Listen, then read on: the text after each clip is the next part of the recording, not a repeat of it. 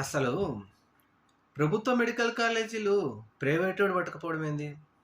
ప్రైవేటోడు ఒక రూపాయి పెట్టుబడి పెట్టి లక్షల రూపాయలు వాడు కొల్లగొట్టడం ఏంది? అసలు ప్రభుత్వ మెడికల్ కాలేజీలు చేతనైతే ఇంకొక 10 గట్టు.